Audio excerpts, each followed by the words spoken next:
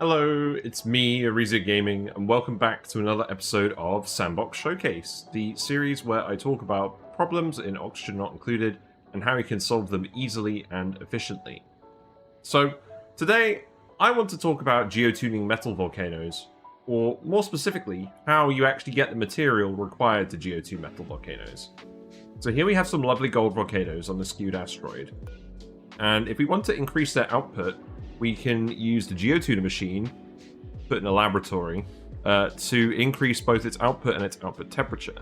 But the resource that you have to feed to these machines to actually geotune these metal volcanoes is refined phosphorus. And this isn't the phosphorite ore that you find on the map in the jungle biomes by all these happy Drekos. So this is the phosphorite that you find normally. You use this to make fertilizer and things. But you'll notice it has a melting point of 243.9 degrees C. So if we actually have a look at this in the little database, you'll see if you melt it at that temperature, it turns into liquid phosphorus. And then, with this liquid phosphorus, you can condense it down again below 44 degrees C, and you get refined phosphorus. And that's how you get the material. There is no machine in the game that lets you automatically refine refined phosphorus, like the bleachstone hopper for bleachstone. So you are going to have to cook phosphorite ore all the way up to 247 degrees C-ish, and then cool it back down all the way to around 41 degrees C-ish to get this metal in the first place. So today I want to talk about a setup that I think you can use to efficiently convert this phosphorite ore into the refined phosphorus substance you need to geotune these metal volcanoes. And it's a little bit of a complicated process. So let's start by clearing some terrain around here. So we've cleared out some space next to these gold volcanoes at last. And now we're going to actually put in our build for our phosphorus refining machine. So I'm just going to put some ladders over here by this suspicious blob of polluted water. This build is generally designed to fit within your 4-tile high room structure, so you can put it near your base and it's not going to make a huge difference. The build is generally accessible for the dupes when they're going to be coming in and trying to fix everything. It's not going to be super convenient because there's a few complicated parts to this, but they will be able to get into the rooms during construction and then block their way out. So this build is going to be split into 3 rooms. There's going to be the heating room with the Aquatuner, where we actually boil the phosphorite ore into the liquid phosphorus. So that's going to be up here. And then what we're going to do is we're going to go 7 across. 1, 2, 7. And then we're going to come down here. Yes, I believe that's right. So we're going to put the Thermo Aquatuner in here, and this is going to cook the phosphorite ore into the liquid phosphorus. We're then going to run it down here, and we're going to run it past a load of steam turbines. They're going to be in this room over here, and this is going to be 4 self-cooled steam turbines. We're going to go up to that little bit there. I'm sure I'll forget where that is. Let's see. Is that the right amount of room? Yes. Okay, that's good. I actually got that right. Good. So that's going to run past some steam turbines this way, and then it's going to run back through here to get into the final room, which is where we're actually going to be condensing the liquid phosphorus back into the solid phosphorus as debris. So that's just going to go over here. So let's actually start with the room where we're cooking the phosphorus in the first place. Now, we're going to need some conductive material for this.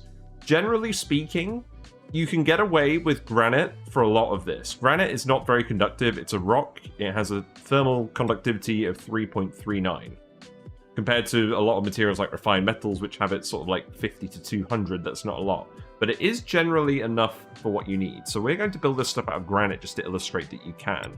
If you have more conductive materials like diamond or refined metal or aluminum, then feel free to build the granite tiles out of those. There are a few cases where you're still going to need something more conductive than granite for it to work, but like my video with the hydrogen vent tamer, it's not mandatory for this build to work. It might make it a tiny little bit more efficient in terms of overall throughput, but this build will produce so much refined phosphorus, it's not actually going to be a problem most of the time. So we're building some granite tiles in here. Your duplicant will have to make a little passageway to get into here to build all of these tiles. But it is fairly possible. It's generally 2-tile high rooms, so it's not too bad. And what we're going to do is we're going to build a Thermo Aquatuner. This will need to be made out of steel because it needs to be conductive, and the room is going to be getting to 275 degrees-ish. The overheat temperature on this Thermo Aquatuner will be 325 degrees because of the steel material. So we're going to put that there. And then we're going to put in our normal sort of automation for this. We're just going to use some insulated liquid pipe. This can be made out of igneous rock. I'm going to send that over here, and we're going to fix a liquid pipe thermosensor to this. If you have aluminium, I'll make it out of aluminium just to be more conductive. It's not going to melt in here. Definitely don't make anything out of lead in this room. If it breaks, the odds of you getting liquid lead are quite high. So we'll build this all out of aluminium for now. Aluminum, whatever. So that's going to go in here. And then what we're going to do is we're going to set up our usual bypass. So that is going to come down here. We're going to put a liquid bridge here. And then the pipe is going to continue here. Because what we're going to do is we're going to set up our cooling loop so it just goes straight down from the Thermo Aquatuner. And by having the pipe bridge here, what this will do is it will prioritize loading cool liquid from the Aquatuner over recirculating the existing fluid. So the liquid will always be getting cooled, but if the liquid is too cool and you shouldn't be cooling it anymore, it will just bypass that and run the loop. So we're going to just extend this cooling loop down here to the bit where it's actually going to be cooling stuff, and we'll elaborate more on this later, but the insulated pipe bit will go down here. You'll want some radiant pipe for this. This bit where we're actively cooling the liquid phosphorus and condensing it into debris needs to be as conductive as possible. So I would recommend making this out of aluminum material. If you don't have aluminum, cobalt is a pretty good material, also has a pretty good thermal conductivity. We just look at this quickly. So aluminium metal has a thermal conductivity of 205 DTUs, which is the highest value. You can also, you can't use diamond for this because it's a pipe, but if we have a look at cobalt, cobalt has a thermal conductivity of 100, which is the next best thing. Generally, I would say any refined metal would be good enough, but you definitely want this to be as conductive as possible because you do not want the liquid phosphorus to fill this room and not condense. So we're just going to make the set of aluminium. That's going to go up here, and it's going to loop around like this. And then we're just going to take the insulated liquid pipe back here. We're going to take it around here, and then that's just going to enter the loop here.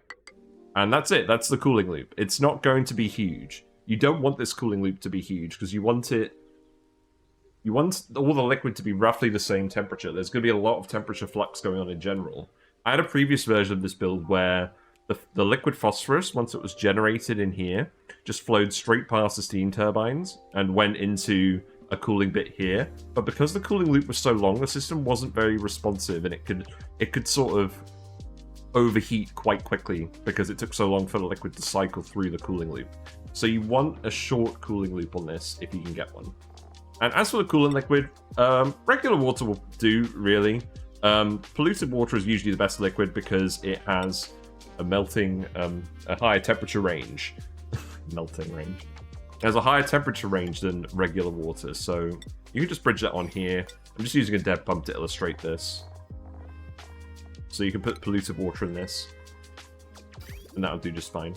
And then that will fill up the loop. So there we go. I'll just get this to fill up. Thanks, game. I really wanted to know about insulation. So you're going to set this to send a green signal if the liquid is above -5 degrees C. You generally want this liquid to be cooled as much as possible. Generally, it's going to be hovering around 30 degrees C. And I'll talk about this more in a minute, but the liquid is going to be more or less equally cooled compared to the heat coming in this room. We're going to be using the Thermo Aquatuner to its full capacity with this build. That is the limit on this build. So we're going to fill the loop all the way up, and then once that's done, you can just cut this off.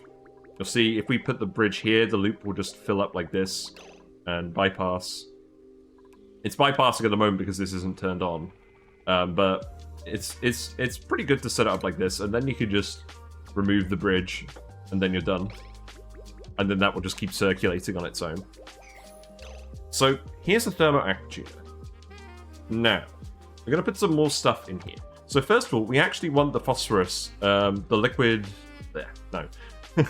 First of all, we want the actual phosphorite ore to come in. So what I'm going to do here is I'm going to put a dev pump solid here. And we're going to set this to... Oh, actually, hold on. We're going to have to actually... Because of the way sandbox mode works, we're going to have to actually put in some phosphorite material. So now I can put the phosphorite in this. This pump will produce at a rate of 10 kilograms per second. If you're feeding this from a conveyor loader, i.e. where your duplicants are storing all of the phosphorite that you find on the map, or just generally from auto sweepers from your Dreco ranches, because your Drecos will produce a reliable, sustainable source of phosphorite as well, that's going to be coming in on the conveyor at 20 kilograms per second. Now, what we're going to do is, we're going to send this up here, and we're going to put the shutoff here. It doesn't matter what you make the shutoff out of, this can be made out of lead. Conveyor shutoffs do not have an overheat temperature. But in any case, the phosphorite is going to be cool coming in anyways. I'm going to assume it's coming in at about 40 degrees, because it's usually the temperature of jungle biomes in your Dreco ranches. So that's going to come in here. And what we're going to do is we're actually going to set up 2 different sensors that are going to activate this. The first sensor we're going to use is a timer sensor. So we'll make this out of aluminium, and you can put this anywhere. I'm just going to put this in the room with the Aquatuner, because it's nearby. So that's going to go over here, and we're going to have to actually set up an AND gate to this as well. So we're going to send that wire here, and then we're going to put an AND gate in here. I'm just going to make this out of aluminium. I don't think it really matters. So that AND gate goes there, and then we're just going to take the automation wire off. And that's going to go up to the shutoff. So what setting it to 9 green seconds and 11 red seconds will do is it will send 45% of the packets through.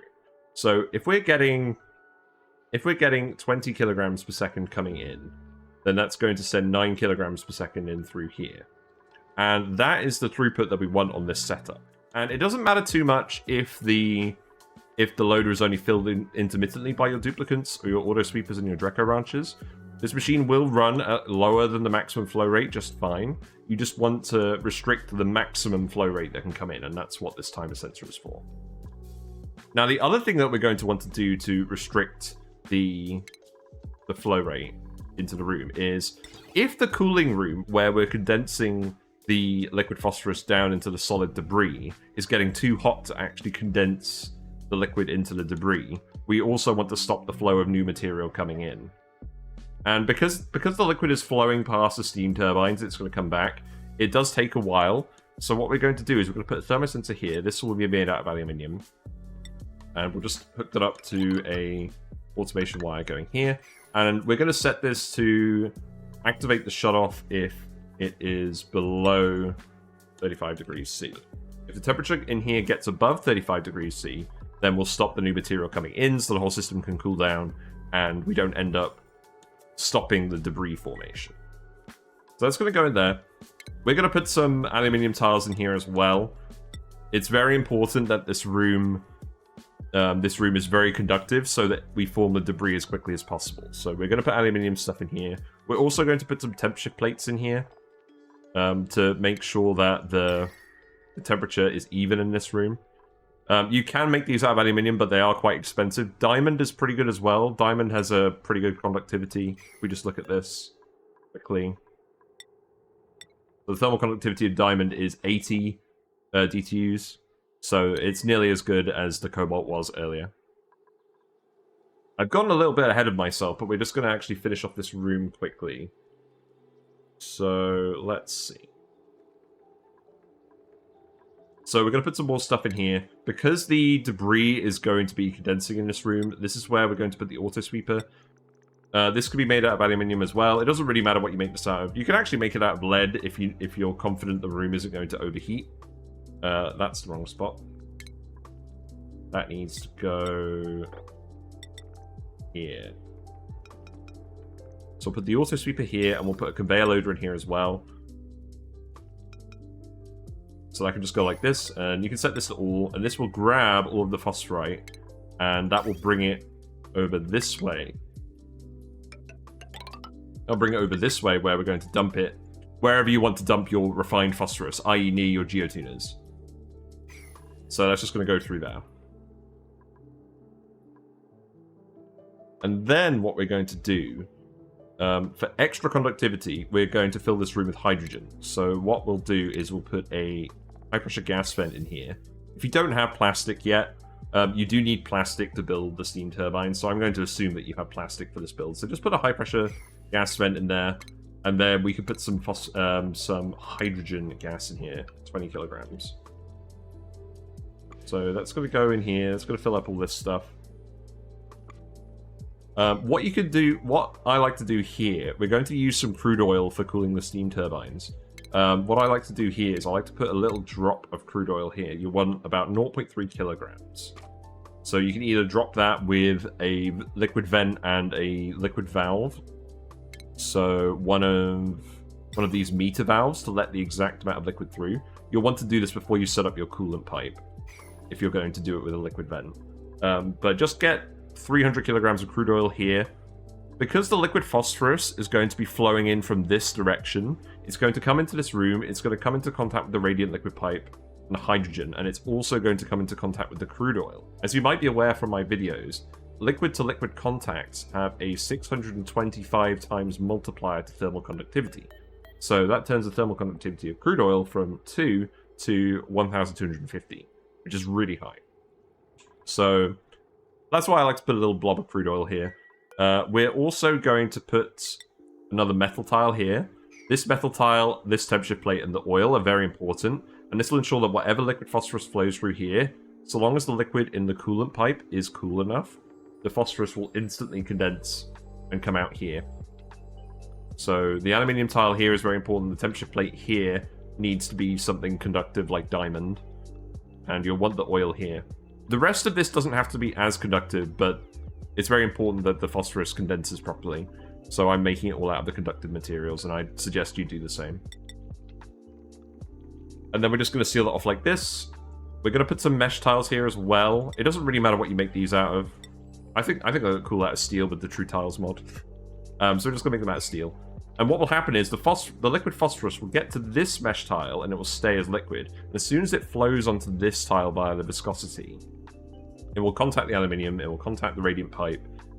The aluminium is contacting the temperature plate, and it will immediately condense in here, and the debris will poof out onto this tile when it contacts the oil.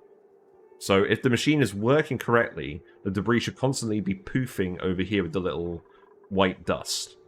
And that's a sign that it's condensing properly. If it's not poofing, that usually means the liquid phosphorus is building up in here, and that's a sign that it's about to get into here. And the system won't completely break if a little bit of liquid phosphorus gets in here, but you are going to want to make sure that you condense that right away. If more than 150, I think it's actually 160, if more than 160 kilograms of liquid phosphorus gets in this tile, it will condense into a tile rather than debris, and then you'll have to dig it out, and it's not very good. But that's why we've set the thermo sensor in here to 35C. That generally gives you enough leeway on the cooling loop, so that the phosphorus will never get to the point where it stops condensing into debris. So this is the condensation chamber. Let's go back to the actual melting chamber while we're here. So we need to put some temperature plates in here as well, because once the liquid phosphorus melts, we want to make sure it's exchanging temperature evenly with all of the surroundings. Because we're going to be using the heat from the liquid phosphorus in here to actually preheat the incoming phosphorite ore. So the temperature plates in here don't have to be super conductive. You can just make them out of granite, and that will actually be fine. So let's just do that. Again, if you have something more conductive like diamond from your oil biome, feel free to use that. But it's not mandatory. Granite will do. And we're going to put those temperature plates all here. So I suppose the next part is actually bringing the phosphorite in. I'm going to get confused saying phosphorite and phosphorus a lot in this video. Don't mind me. So anyways, this is going to come in here. It doesn't really matter too much what you make the conveyor rail out of. So it's going to come down through here, and then what we're going to do is we're actually going to put a bridge here, and then we're going to lead the conveyor rail down through here, around like this, and then we're going to put another bridge here. And then we're just going to connect it up like this. And what that's going to do is it's going to prioritize recirculating the phosphorite ore that's currently on the loop to loading new phosphorite. So that will ensure that when it's coming in at 40 degrees, it goes around the loop until it gets to the temperature of 247 degrees, where it melts into liquid phosphorus. And it will keep recirculating until it does that. Now, once this room is preheated, it will usually not make it all the way around the loop before melting, which is what you want to see. But this bridge setup just makes it so that it will be able to recirculate if needed. So the Aquatuner is going to start off heating everything up as it cools down the coolant loop. Now, when you're setting this up, because there's not a lot of liquid in here and there's not a lot of heat capacity in here to absorb all the heat, you may need to actually dump more heat into this coolant just to get the initial lot of phosphorite up to temperature. But once you've done that, there's an interesting quirk with phosphorus and phosphorite. So if we look at phosphorite, so phosphorite has a specific heat capacity of 0.15 DTUs per gram per degree C, which is very low. It doesn't take a lot of heat energy to melt the phosphorite. But if we actually look at liquid phosphorus, the heat capacity of this element is 0.77 BTU per gram per degree C, which is actually 5 times higher. So the act of melting the phosphorite ore into liquid phosphorus multiplies its heat energy by more than a factor of 5. And the way the maths works is actually quite interesting. So this Thermo Aquatuner can condense about 9 kilograms per second of 125 degree phosphorus cooled by the steam turbines down to 40 degrees C. So all 585 kDTUs of cooling from this is going into condensing 9 kilograms per second of phosphorus coming into this room. Now, heating up 9 kilograms per second of phosphorite ore from 40 degrees C to 247 degrees C, the melting point, only requires 280 kDTUs of heat. So the remaining 305 kDTUs of heat actually goes towards heating the phosphorus up by a mere 44 degrees C from that melting point up to 281 degrees C, which is around about the point where the phosphorus actually turns into a gas, which you don't want. But basically what I'm saying is, the heat from the Aquatuner with a 9 kilograms per second flow rate is exactly enough to heat the phosphorite ore up to the temperature where it's just about to boil into the phosphorus gas. And the interesting thing is, because it takes more heat energy to get the liquid phosphorus up to boiling point than it does to get the solid phosphorite up to melting point, once the room is actually up to 280 degrees C, the Thermo Aquatuner won't actually need to run at all to melt the phosphorite ore. The heat from the incoming liquid phosphorus is actually enough to preheat the phosphorite up to that temperature. You still need a little bit of heat just to keep the liquid phosphorus at that temperature, but generally, once it's actually all running, most of the heat from the Thermo Aquatuner can go directly into the steam turbines instead, to provide more power to the system. So just an interesting little quirk about that. Now, let's finish off this little area where we're dropping the phosphorus through. So what we're going to do is we're going to put a little insulated tile here. It's important that you don't have a temperature plate on this bit, because we want to keep this phosphorus in this room all at the same temperature, close to the boiling point of the liquid. And then that's going to pour through here, and then this is where we actually start to feed it under the steam turbines. So we're going to build some granite in here, and that's going to go all the way over here. And then we'll put another granite tile here, and then we'll put an insulated tile here. So the liquid phosphorus is going to flow over here once enough of it is melted to fill this room. It's going to flow down here. It's going to flow into this bit, where it's going to be completely insulated from the outcoming liquid. And then it's going to run past the steam turbines. It's going to come down here, and then it's going to run in a vacuum over to the cooling chamber. Now, it is important that you vacuum this whole bit out. You'll want to use gas pumps to do that. And you'll actually want to vacuum this out before you put the hydrogen gas in here. what you'll need to do is you'll need to vacuum this room out. You'll need to melt the phosphorus, get that to actually flow through this structure. So you've got a layer of phosphorus the whole way. Then you'll have a vacuum here. You can stop the machine running once you've got the liquid over here, and then you can fill this room with hydrogen. And then what you want to do is you'll actually want to pour water in here as well, and boil that using the liquid phosphorus to turn it into steam, because you're going to have a layer of phosphorus here, and a layer of steam here. So, let's actually put the steam turbines in. So this is a relatively straightforward bit. We're just going to put 4 steam turbines in here. You can make them out of lead. It doesn't really matter. These aren't going to get above 100 C. These are going to be self-cooled. So what we're going to do is we're going to use some radiant pipe. You can make this out of aluminium. Any refined metal will do. We're just going to run it all the way past the steam turbines. You can use conduction panels as well to do this. I'm just going to use the radiant liquid pipe because it's old school. It doesn't really matter how you do it, so long as you are cooling the steam turbines with their own water output. That water output comes out at 95 degrees C, and you can get the steam turbines to run at about 135 C, deleting about 300 kDTUs of heat each, before that 95 C water is going to boil and cause problems. No, it's not even going to boil. It's going to get to 100 C and then the turbine's going to overheat. But you have enough leeway that with 4 steam turbines and the 9 kilograms per second flow rate into the room, that it's all going to work just fine. And you don't need to actively cool this. So this is completely separate to the cooling loop over here. These steam turbines will cool themselves. And what we'll do is we'll actually just hook these up to a simple liquid pipe over here. After each turbine output goes past the turbine the whole way, we'll just go into a little bit here, and we're just going to dump it directly underneath this vent here. So we're going to have a layer of liquid phosphorus here, and it's going to dump the output water directly onto the liquid phosphorus. And again, this is important because you get that 625 times conductivity bonus between the output water and the liquid phosphorus.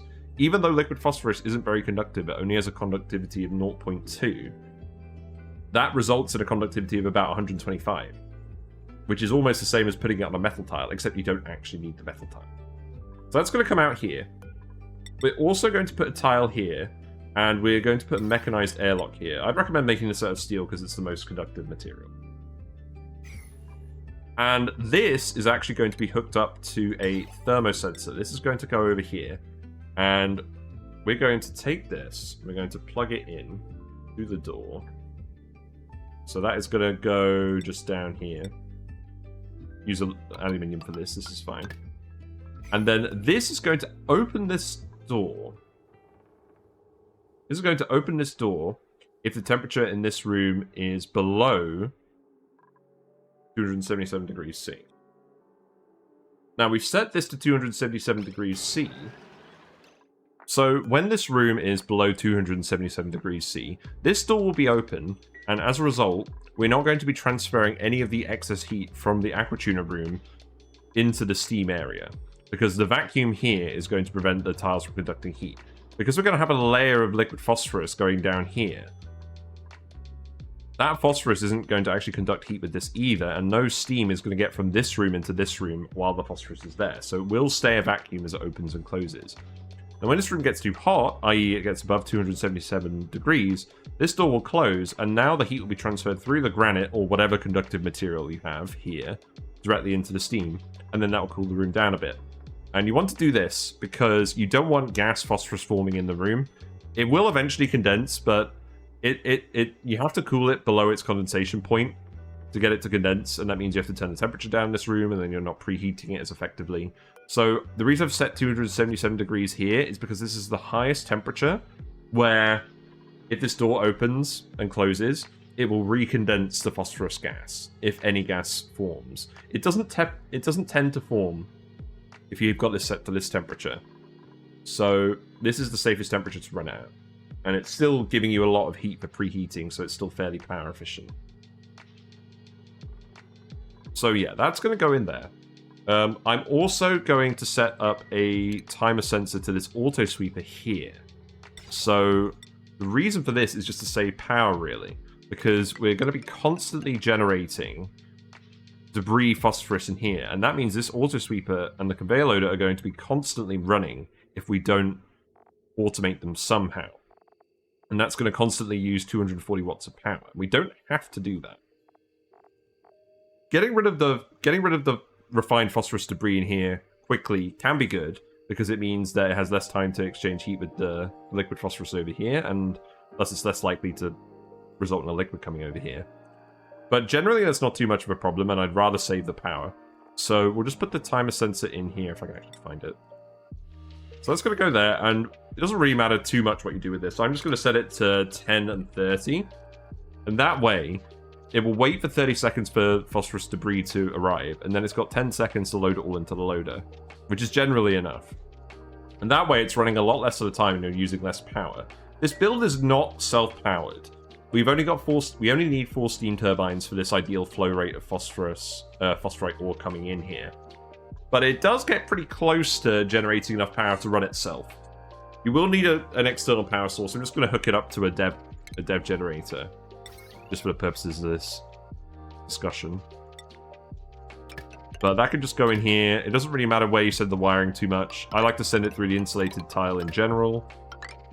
It doesn't really matter what you make the wire out of. I mean, don't make it out of lead, especially when it's going into this room.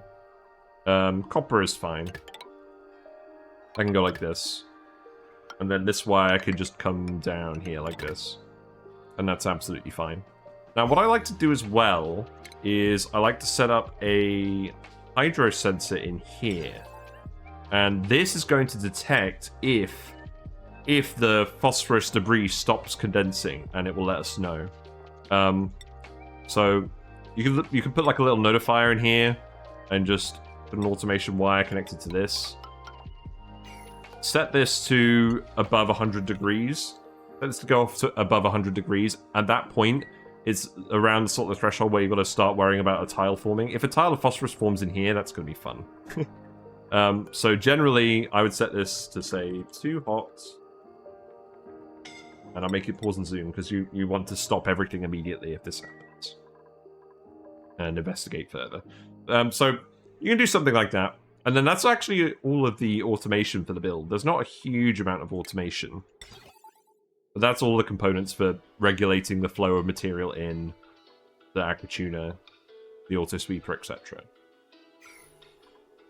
So these steam turbines are going to run. Again, we'll put a little bit of hydrogen in here for conductivity, so you can just fit a little high pressure vent in here.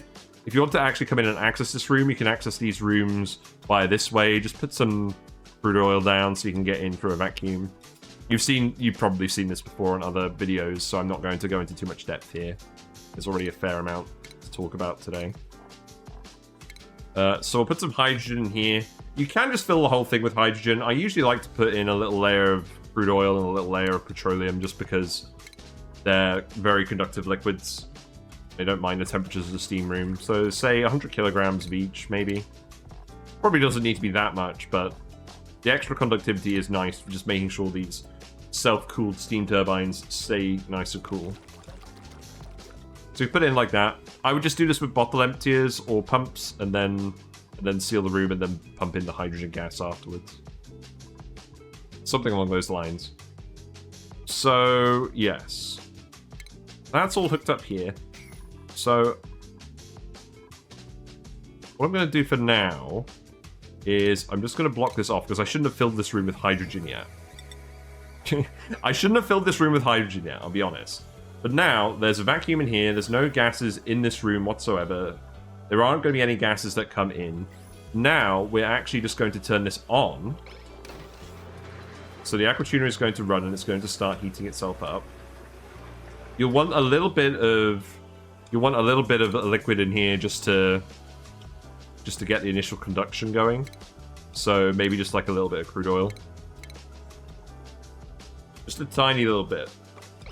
Just to actually conduct heat with the Aquatuner and with the debris that's coming in.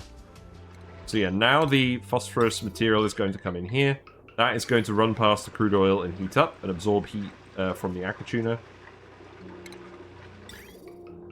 And you can see it's over here. It's on the little blobs. It's going to take a while for it to heat up fully. You might want to put a little bit more liquid in here than this. maybe just put a little layer along the bottom completely, and then that will start absorbing the heat.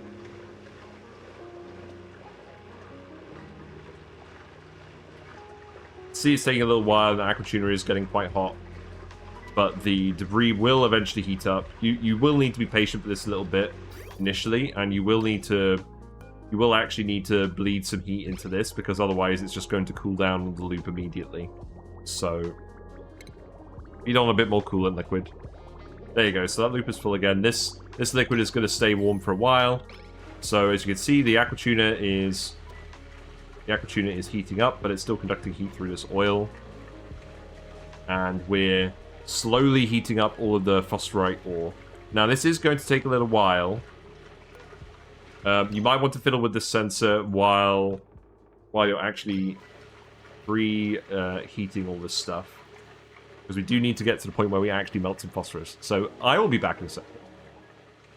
So it's taking a little while, but the phosphorite is now at around 240 degrees C, and it's going to get to the point where it starts actually melting on the line. And this is actually what is going to generate a lot of the heat. So the Aquatuner is taking quite a lot of time to get it to this temperature, but as it starts to go over to about 247 degrees C, that's going to start boiling in here, and it's going to displace some of the crude oil. So you can see it's on the rail, and then it's going to actually melt off the rail. You can see it's forming some liquid phosphorus now. That multiplies the heat energy in the room quite significantly, and that is going to start actually preheating the rest of the material, which you can see is now coming in here. But yeah, you can see we've got some liquid phosphorus in here now that has melted, and the amount of that in here is continuing to increase. Lots of it is built up over here. You can see the crude oil has actually just ended up shifting over to this tile. At this point, if you've opened up a little bit over here with a little bit liquid seal and some vacuum, you can get someone to come in here and just remove the crude oil. So that's what I'll do now. You can get someone to come in here and sweep it up. And then now you've just got the liquid phosphorus in here. That is accumulating quite quickly now, because the melting is actually providing most of the heat energy. There you go. And now you'll see it's actually melting and it's actually flowing over here. So the phosphorus is fairly viscous, but it's going to quickly form a liquid layer, and it's going to come all the way down here. You'll see this will stay a vacuum. This bit will be a vacuum as well. This is just vacuum up here at the moment. But as this material continues to melt, it's going to gradually fill this bit, and then this whole bit is going to be filled with the phosphorus liquid, which is what we want ideally.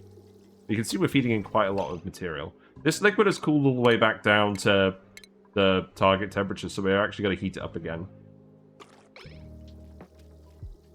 Yeah, get some more heat going in here, so we can run this again. Because we do still need some input heat from this to melt all of this. You can see now it's actually flowing over here. And once you've got the liquid phosphorus in here, this isn't going to condense until it gets to 44 degrees C. So, as this continues to flow, it's eventually going to reach this granite tile here, and then it's going to flow down here. It's going to take a little minute. You do have to be a little bit patient when you're setting this up. This is not something to do in an emergency. But the liquid phosphorus is going to creep over here, through this vacuum. Very slowly. And once it flows past this granite tile, it's going to flow onto this bit, it's going to flow down here, it's going to maintain a vacuum in here, this will maintain no matter what, and then the liquid phosphorus is going to go over here. So now what you can do, because you've got a load of liquid phosphorus here that's around 100 degrees C, what you can do is you can actually take a regular water pipe from a regular water source that you have, provided that it's warmer than, like, say 40 degrees C, because you don't want to accidentally condense the phosphorus at this point. You want that liquid phosphorus layer to be there at all times, so everything runs smoothly, and you can have this 2-tile high room, and it's going to be fine. So this is going to be set to just regular water. You don't really want to put anything else in here. So that's going to come in here. That's a little bit cold. There is a little bit of heat in this, so it might be fine. I wouldn't recommend doing this with cold water, but let's see what happens if you do it with cold water. You might want to put in like a little valve for this. So that's coming in here. You can see there's actually a lot of phosphorus in this layer already, and because it's a liquid interfacing with a liquid, it's already getting that big conductivity bonus. So you don't need superconductive materials here. The liquid will flash steam pretty quickly. We are kind of inundating this with water, so I'm not surprised that a lot of it is going away. But you're going to want to keep putting water in here until you get to about 100 kilograms per tile of pressure on average. None of that water is going to make it down here because the phosphorus is heavier than the water. The water can just go on the top like this. You can see we're getting a fair amount of steam in here. We're going to want a little bit more. Let's actually cut this off. Cut this off now. That might be enough.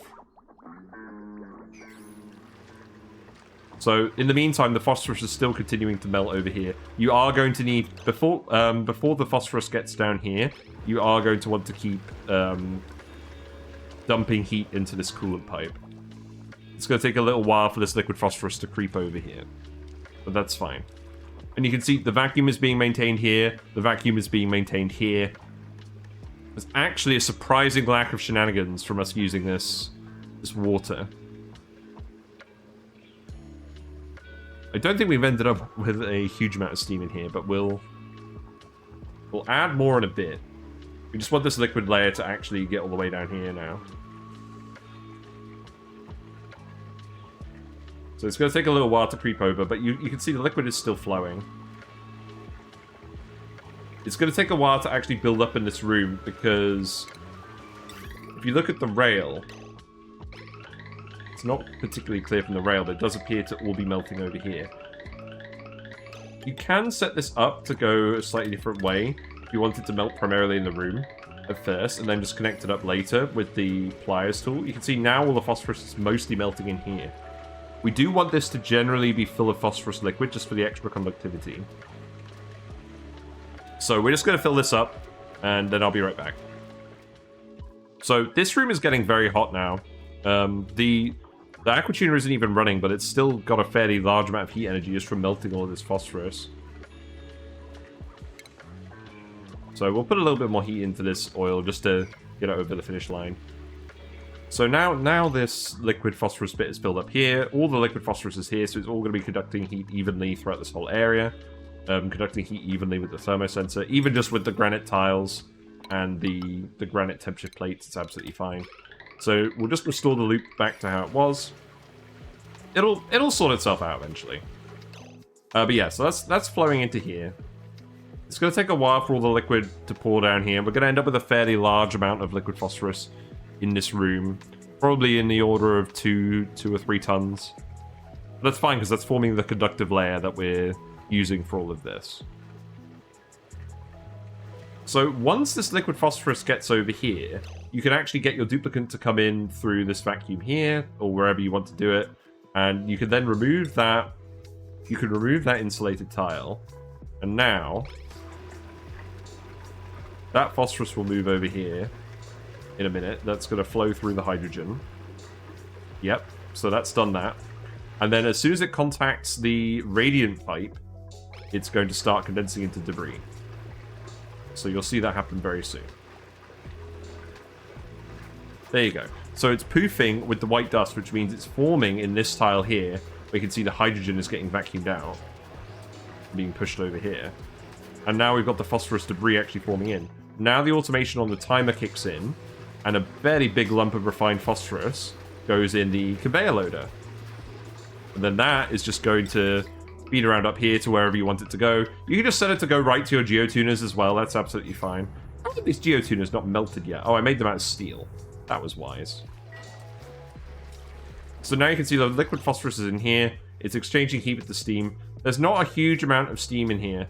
The conductivity isn't great. You do need to put temp shift plates in here. These don't need to be super fancy. These can be made out of granite, but you do need them in here. Because even though the liquid, the water is turning to steam quickly with this interface, the steam and the phosphorus don't have the same 625 times multiplier to conductivity. So you need temp shift plates in here to actually exchange heat between the phosphorus and the steam. So you can see that helps a lot. And the whole aim of this is we're using the heat from the phosphorus when it's at around 270 degrees C to run these steam turbines and get power while simultaneously cooling the phosphorus down to 125 degrees C. Because if you were trying to actively cool all this phosphorus, it has a lot of heat capacity. and it's going to take a lot of power. This helps us recoup some of the power and reduce the amount of active cooling we need. But yeah, now you can see the liquid phosphorus here is around 134 degrees. This steam is now 129 degrees-ish. And the steam turbine is working pretty well. It's producing about 30 kDTUs of heat, producing about 270 watts. The actual heat energy that you can extract by cooling the phosphorus from 280-ish degrees to 125 degrees is about... Let me just double check my notes. It's about 1,100 kDTUs of cooling. So between 4 turbines, that's about 275 kDTUs of cooling, or a similar amount of watts. So 4 self-cooled steam turbines is enough. You can see the debris is still forming here. Let's set this to the right threshold now, so below 35. We can actually reconnect this loop here now, because we don't need to heat it externally anymore. So you can just cut that off, and that's absolutely fine. You can keep this bridge here as well, in case you need to fill it with more polluted water in future. If you put the bridge here, it's not going to overfill the loop. So yeah, in this case we have 10 kilograms per second of phosphorite going into here, but it is going to eventually get this room above 35C. So we will need to periodically turn off the incoming phosphorite to make sure this room doesn't overheat. But generally, the average throughput is going to be about 9 kilograms per second. You're going to get about 5.4 tons of refined phosphorus per cycle, which is obviously a huge amount. You do not need a large amount of refined phosphorus to geotune metal volcanoes at all. But once you've preheated the phosphorus in here, you can put in as little as you want, and it's going to get preheated by the existing mass, and you're going to be able to get it up to temperature pretty easily, and just send it back here. And that's absolutely fine. We're also going to want to put a little bit more steam in here, because we're venting, because all the heat is coming into the steam turbine setup over here. A, from this door opening and closing as needed when the phosphorus gets hot enough. And B, just from the incoming liquid phosphorus down here. We're going to be dumping all the heat in to this area, so that's where we want all the water to go. So the key to this is the automation measures that we put in here are enough that we can control the system and fix it again without having to get our duplicates to come in here. So that's nice. But yeah, now you can see it's poofing again, which means the system is cold enough. Here it's just not forming any because we're dripping more phosphorus in. You can see it's about at the temperature where it's bursting open. We're not getting the gas because the temperature on this is set to 277. So this door is closing before we can get any gas phosphorus in here. There's no issue with that. It's going to take a little while to heat up all this steam, but we are getting that, and you can see the output of phosphorus is substantial. Now, if the supply of phosphorite ore is cut off, that's absolutely fine. It will just heat up whatever's left, and then it will stop running. The liquid phosphorus will go to here, and then it'll just stop condensing. The setup won't break. You'll still have the vacuum here. You'll still have the vacuum here. It'll all be fine. It's taking a little bit of time just to heat up the granite items in here. But eventually you'll see all 4 of these steam turbines working. Also, we got an achievement. What achievement did we get? So yeah, it takes a little time to spin up, but eventually all 4 of these steam turbines will run. And I'll skip to that just so you can see what that looks like. You definitely don't want any of the phosphorite melting over here, because then it will actually get stuck in the tiles and get deleted. You want to make sure it's melting in the empty room. This tile isn't too much of a problem. And yeah, if we want, we can just dump some more water in here just to get some more thermal mass in here as well. So that's obviously going to cool things down a little bit. And I was aiming for about 100 kilograms per tile in here. But that's kind of up to discretion, to be honest. It's not like a major thing. So long as you've got enough steam that when this steam turbine activates, it doesn't just remove all of the steam because it's all being dumped over here as water. Okay, we'll cut this off again now because it's just got water here. But again, you'll notice even if this is filling with water, it doesn't break because the water stays above the liquid phosphorus. And that's why this build can work like it does. You can see we've ended up with a little bit of phosphorus gas over here now. That wasn't supposed to happen. Again, it's not going to break anything, it's just kind of annoying to condense. If you want to condense phosphorus gas, you just lower the temperature on this, so it will connect across quicker. And again, if you build stuff out of more conductive materials, this will happen less. I would honestly recommend making all of this out of either aluminium if you have it, or diamond is fairly good as well. You don't really need it for the temperature plates. I'll just build it out of aluminium so you can see what it looks like made out of aluminium. So those are all the tiles you'd replace. Replace these ones as well. Obviously, you wouldn't be able to replace them while the build is running because you need to maintain this liquid layer here. And now, obviously, everything's going to condense again because this aluminium is nice and cold. But that should heat up fairly quickly again. So yeah, we've been running the build for a while, and now it's working pretty well. The other steam turbines are working as well. All liquid's being dumped over here. You can see we've added a bit more steam, just to make sure that we're not getting 0 kilograms over here. It varies quite a lot, but you do want to dump all the liquid water over here from the steam turbines just to make sure that it's all being cooled down over here. And you can see the phosphorus is generally going down from about 260 over here at the moment to about 125 over here. And then it's going into this separate thermally isolated bit where it's just being actively cooled. I'm getting the refined phosphorus out here.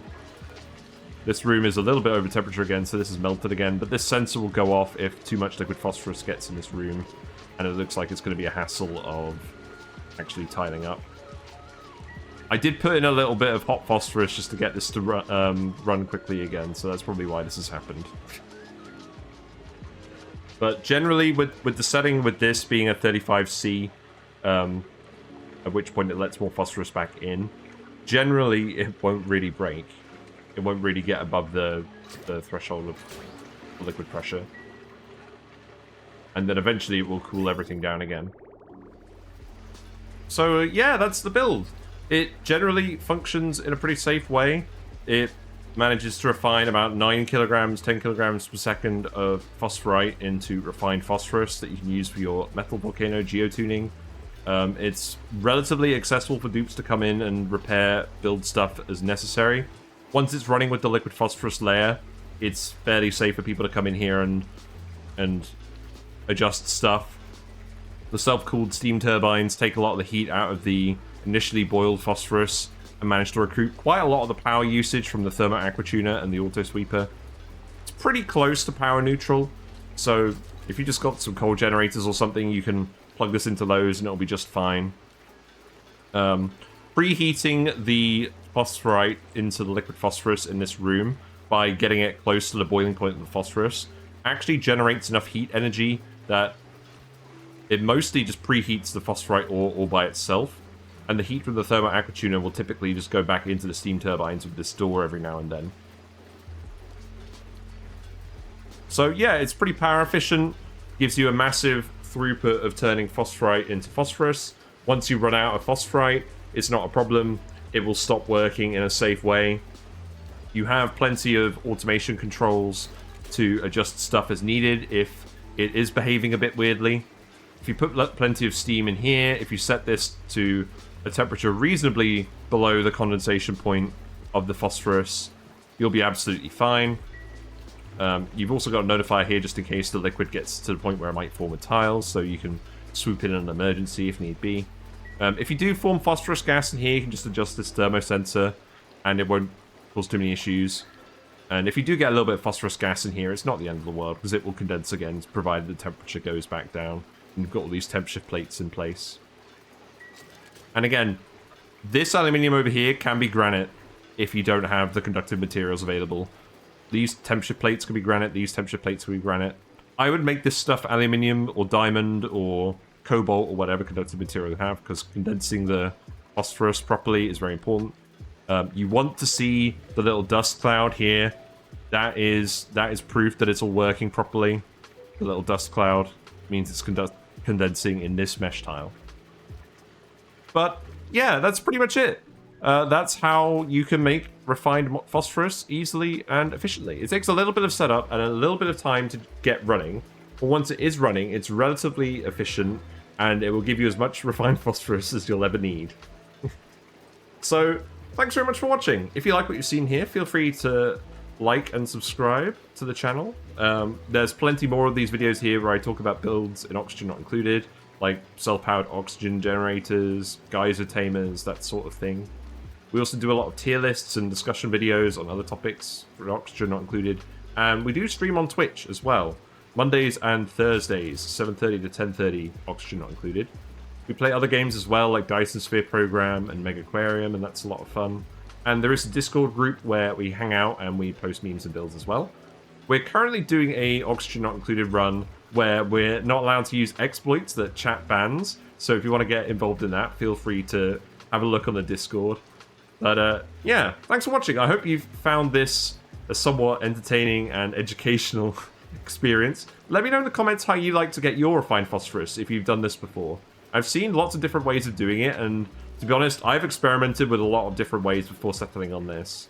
We did build a phosphorus tamer, a phosphorus refiner in arboreal airheads that actually used an infinite storage made out of doors. And that worked fairly well, but it didn't exactly stop running in a safe way.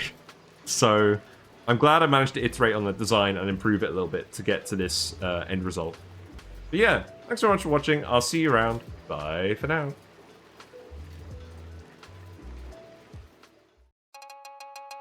Whisker sends thanks to the following Twitch subscribers and YouTube members: Carmike0802, Ekareya, Grey Area, Neo Deus Machina, Tapkey Plus, The Max Not Binary, Treble Queen, and Uglavisk.